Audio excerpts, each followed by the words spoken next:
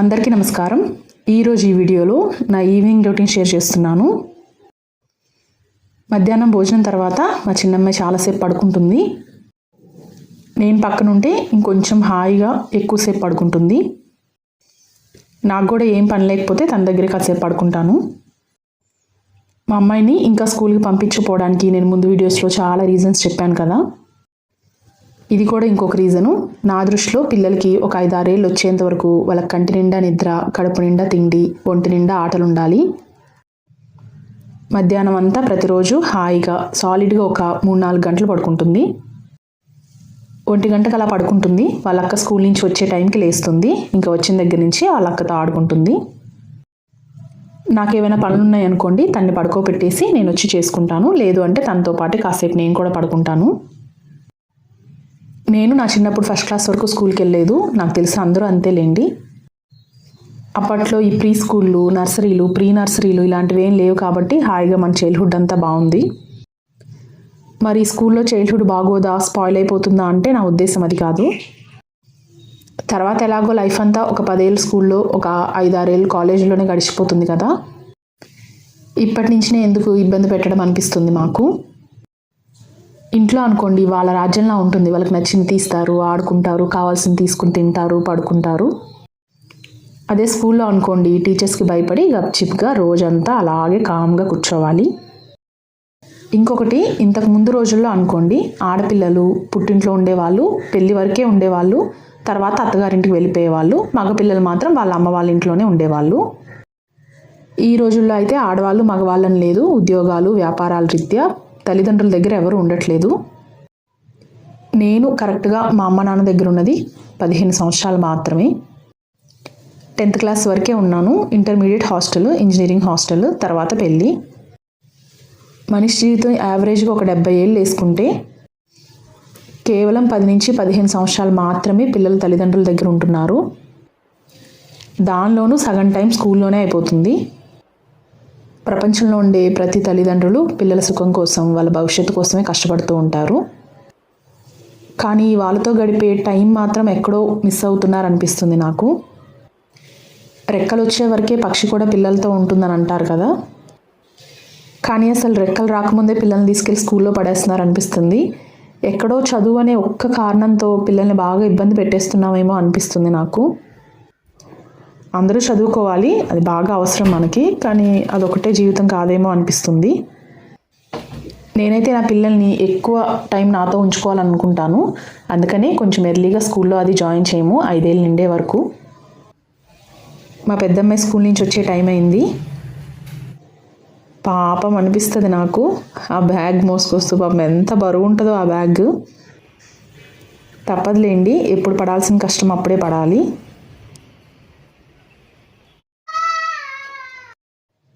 కరెక్ట్గా మా చిన్నది వాళ్ళ అక్క స్కూల్ నుంచి వచ్చే టైంకి లేస్తుంది. ఇంకా ఇద్దరిని ఇప్పుడు ఇంకా ఆపలేము, బాగా ఆడుకుంటారు ఇద్దరు. ఇప్పుడు పిల్లలిద్దరూ ఆడుకుంటున్నారు. ఈలోపు ఇంకా పొద్దున ఆరేసిన బట్టలు ఉంటే అవి ఆరిపోయాయి. లోపల తీసుకొచ్చి ఇంకా ఫోల్డ్ చేసేస్తున్నాను. నన్ను చాలామంది అంటూ ఉంటారు మీ ఇల్లు ఎప్పుడు నీట్గా ఉంటుంది ఏంటి అని.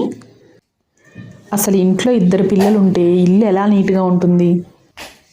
నేను ఎప్పటికప్పుడు ఇలా సర్దుతూ ఉంటాను. ఇద్దరు కలిసి ఒక 5 నిమిషాలు ఈ రూమ్లో కాసేపు ఆడారంతే. ఎన్ని బొమ్మలు తీశారో చూడండి. ఇవి ఇలా కనిపిస్తూ ఉంటే నేను చేయాలనుకున్న పని చేయలేను. అసలు బట్టలు ఫోల్డ్ చేద్దామని ఈ రూమ్లోకి వచ్చాను, ఇవి కనిపించాయి. ముందు వీటిని సర్దేసి తర్వాత ఆ పని చేస్తాను. ఇంకా మళ్ళీ వచ్చి వీటితో ఆడరు, వెళ్ళి వేరే బొమ్మలతో ఆడుకుంటున్నారు. ఇలా రోజు మొత్తం వాళ్ళు తీసిన బొమ్మలు నేను ఎప్పటికప్పుడు లోపల పెడుతూనే ఉంటా, వాళ్ళు తీస్తూనే ఉంటారు. మీకు విసుగు రాదా అంటే వస్తుంది. అంటే రోజు ఇదే పని మీద ఉండనులేండి. అంటే వీడియో షూట్ ఉన్నప్పుడే కొంచెం నీట్గా ఉండాలి కదా, మరి ఇలా మెస్సీగా కనిపిస్తే బాగోదు కదా అని సర్దుతాను. లేదంటే పడుకునే ముందు పనంతా అయిపోయిన తర్వాత ఎక్కడొక్కడ సర్దేసి పడుకుంటాము. వీడియోస్ ఏవి షూట్ చేయనప్పుడు రోజంతా వాళ్ళకి నచ్చినట్టు బొమ్మలన్నీ తీసి ఆడుకుంటున్నా వదిలేసి నైట్ పడుకునేటప్పుడు మాత్రం అన్నీ ఎక్కడొక్కడ సర్దేస్తాను. యూట్యూబ్లో ఇలాంటి వీడియోస్ చూసే వాళ్ళందరూ ఇల్లు చూసి మీరు కూడా అనుకుంటూ ఉంటారు వీళ్ళు ఎప్పుడు ఇంత నీట్గా మెయింటైన్ చేస్తున్నారు ఇల్లు, మాదే ఇలా ఉంటుంది అని. అసలు రియాలిటీ ఇది. ఎవరి ఇల్లైనా పిల్లలు ఉన్నప్పుడు బొమ్మలతో ఆడుకుంటూ ఉంటారు, కొంచెం మెస్సీగానే ఉంటాయి. కాకపోతే మరి పబ్లిక్ ప్లాట్ఫామ్లో పెడుతున్నాము, చాలామంది మన వీడియోస్ చూస్తున్నారు అంటే కొంచెం నీట్గానే ఉంచుకుంటారు కదా ఎవరైనా. మరి చిందరవందరగా ఇల్లు ఉన్నప్పుడు వీడియో షూట్ చేసామనుకోండి, మళ్ళీ మీరే కమెంట్ సెక్షన్లోకి వచ్చి కమెంట్ చేస్తారు ఏంటి మీ ఇల్లు ఇంత పిచ్చిగా ఉంది అని.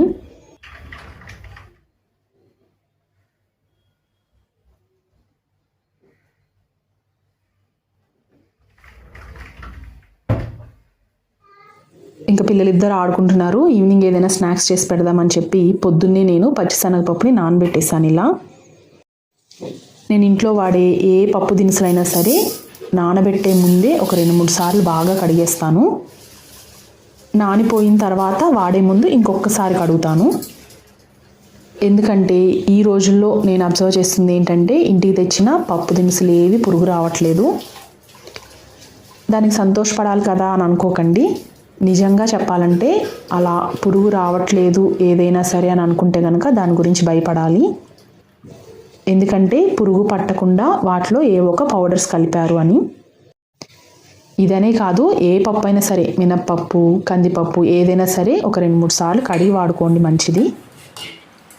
రేపు ఎప్పుడైనా ఫ్యూచర్లో ఏ న్యూస్ ఛానల్లోనో లేదంటే యూట్యూబ్ వీడియోలోనో పప్పులు, పప్పు దినుసులు వీటన్నిటికీ పురుగు రాకుండా ఏదో ప్రిజర్వేటివ్స్ కానీ లేదంటే పురుగు మందులు కానీ ఏదో కలుపుతున్నారు అని చూసినప్పుడు జాగ్రత్త పడడం కంటే ముందే జాగ్రత్త పడడం మంచిది కదా.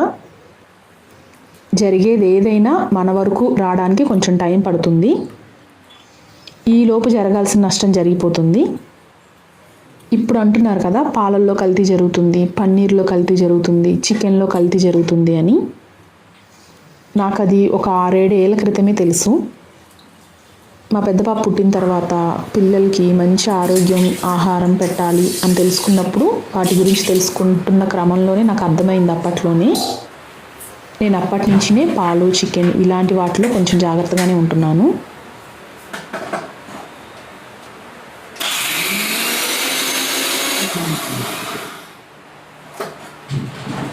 మీకు విషయం తెలుసా, ఇప్పుడు అందరూ మిల్లెట్స్ తినాలి, ఆరోగ్యానికి మంచిది, మల్టీగ్రెయిన్స్ తినాలి అని అంటున్నారు కదా. మల్టీగ్రెయిన్ ఇడ్లీ, దోశ ఇవన్నీ ఇంట్లో వేస్ట్ చేసుకుంటున్నారు. అసలు మల్టీగ్రెయిన్ దోశ, ఇడ్లీ రెసిపీస్ని ఫస్ట్ యూట్యూబ్లో అప్లోడ్ చేసింది నేనే. అప్పటి వరకు నేను ఎక్కడా చూడలేదు. నాకు అనిపించింది మరి బియ్యం వాడకం ఎక్కువైపోతుంది. పొద్దున్న ఇడ్లీ దోశల్లో బియ్యమే ఉంటుంది మినపప్పుతో పాటు. మధ్యాహ్నం భోజనం బియ్యంతోనే తింటున్నాం, నైట్ మళ్ళీ బియ్యమే తింటున్నాం. రైస్ కన్సంప్షన్ ఎక్కువ అయిపోతుంది అని అనుకున్నప్పుడు నాకు అప్పుడు ఆలోచన వచ్చింది. ఏదో నాకే అంతా తెలుసు అని చెప్పట్లేదు, కానీ నాకు తెలిసిన కొంచెం మీతో అందరితో షేర్ చేసుకోవడం నాకు ఇష్టం. పచ్చిశనగపప్పులో ఉల్లిపాయల్ని సన్నగా తరిగేసి వేసుకుంటున్నాను. నేను ఇక్కడ మసాలా వడ చేస్తున్నాను. ఈ ఉల్లిపాయ తరుగు ఇవన్నీ అందరూ వేస్తారు, కానీ నేను స్పెషల్గా వేసేది ఏంటి అంటే ఆకుకూర ఏదైనా వేద్దామని చెప్పి డాబా పైకి వచ్చాను. కొద్దిగా ఎర్ర తోటకూర ఉంది, దాన్ని వేసేద్దాం అనుకుంటున్నాను. పిల్లలకి ఏది చేసి పెట్టినా సరే దానిలో ఏదో ఒకటి కొంచెం మంచి ఇంగ్రీడియంట్ ఉండేలాగా చూసుకుంటాను నేను. మామూలుగా మసాలా వడల్లో ఉల్లిపాయ, పచ్చిమిర్చి, కరివేపాకు, కొత్తిమీర ఇలాంటివే వేస్తారు. అవన్నీ మంచివి కాదని కాదు, వాటితో పాటు నా చేతులతో నేను పెంచిన కొంచెం తోటకూర వేస్తున్నాను అంతే. నేను అబ్జర్వ్ చేసింది ఏంటంటే బయట మనం ఆకుకూరలు అవి మందులు కొడతారని తెలిసిందే. ఒకవేళ ఆర్గానిక్వి తీసుకున్నా సరే పొద్దున్న ఎప్పుడో కోస్తారు వాటిని. మన వరకు రావడానికి ఒక 24 గంటలు టైం పట్టేస్తుంది ఆకుకూరలు అయినా సరే. వడిలిపోయి పక్కకు వాలిపోయి డల్గా ఉంటున్నాయి. వాటిలో పోషకాలతో పాటు టేస్ట్ కూడా పోతుందని అయితే అర్థమైంది నాకు.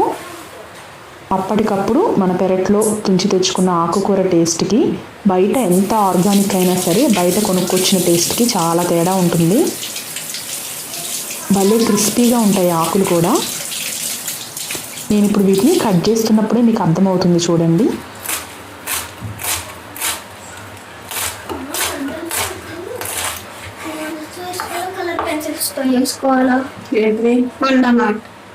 తెలియదు నాకు కలర్ పెన్సిల్స్ అనుకుంటున్నాను, కానీ ఫోన్లో స్కెచెస్తో వేస్తున్నాం మనం. స్కెచెస్తో వేస్తే నెక్స్ట్ పేపర్ కూడా అయిపోయింది. ఒక్కొక్క వైట్ పేపర్ ఉంది. ఒకవేళ ఇక్కడ డ్రాయింగ్ ఉంది అనుకో, దాని దగ్గర ఒక వైట్ పేపర్ ఉంది. ఇది తిప్పితే వైట్ పేపర్, ఇది తిప్పితే వైట్ పేపర్. అయితే డ్రాయింగ్ చేసి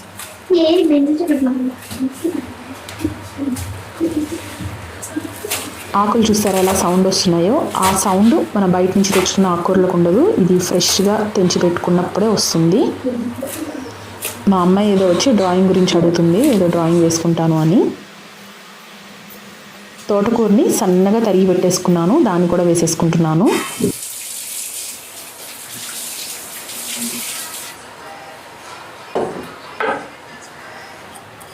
ఇప్పుడు దీనిలో కొద్దిగా ఉప్పు, కొంచెం పసుపు వేస్తున్నాను. నేను ఎక్కువ మసాలాలు వేయట్లేదు. ఒక అర స్పూన్ జింజర్ గార్లిక్ పేస్ట్ వేస్తున్నాను, ఒక అర స్పూన్ ధనియాల పొడి, ఒక అర స్పూన్ జీలకర్ర పొడి, అంతే. అంతా కలిసేలాగా బాగా కలిపేస్తున్నాను.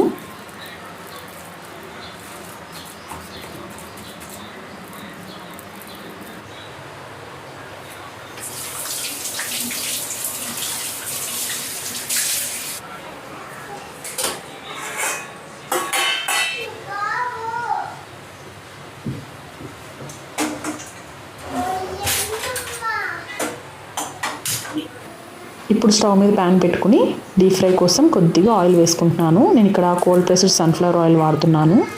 మా హస్బెండ్కి గానుగు వెళ్ళే టైం లేదనమాట గానుగు నూనె తెప్పించుకోవడానికి. ఇంకా ఆన్లైన్లోనే ఏదో కోల్డ్ ప్రెస్డ్ ఆయిల్ దొరికితే తెప్పించుకున్నాను. ఆయనకి శనివారం ఆదివారమే టైం కుదురుతుంది నాకు ఏదైనా ఇలాంటివి తెచ్చిపెట్టాలి అని అంటే. వీక్ డేస్ అంతా ఆయన ఉద్యోగరీత్యా కొంచెం బిజీగా ఉంటారు ఆయన. నాకే ఏదోలా ఉంటుంది. వీకెండ్ వచ్చిందంటే ఆయనకి ఏదో ఒక పని ఉంటుంది. అయితే గానుగ నూనెలు తెచ్చిపెట్టాలి నాకు, లేదంటే రాగి పిండి ఆడించుకురావాలి, లేదంటే గోధుమ పిండి ఆడించుకురావాలి. నేను బయట కంటే ఎక్కువ నేనే చేసి పెట్టుకుంటున్నాను ఇంట్లో అన్నీ. పాపం ఆయన ఓపికగా తెచ్చి పెడతారు నేను అడిగినవన్నీ. వీటిని మీడియం టు లో ఫ్లేమ్లోనే ఫ్రై చేసుకోవాలి, అప్పుడే లోపల వరకు ఫ్రై అవుతాయి, క్రిస్పీగా వస్తాయి.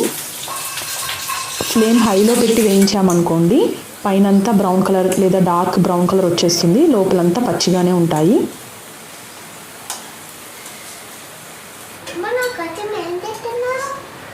నీకోసం పప్పు చేస్తున్నా. తెలుసా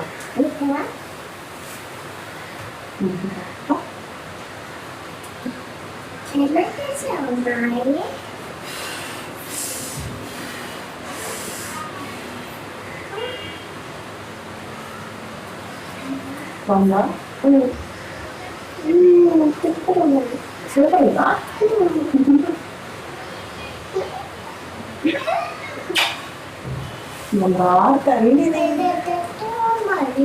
ప్రధాన మోటివి వజ్రాల గణేవి. ఇంతేనండి ఈ వీడియో. నెక్స్ట్ వీడియోలో మళ్ళీ కలుద్దాము. నెక్స్ట్ వీడియో దీని కంటిన్యూషనే ఉంటుంది. ఇప్పుడు ఈవినింగ్ వరకు చూసారు కదా, next video evening to night routine ఉంటుంది.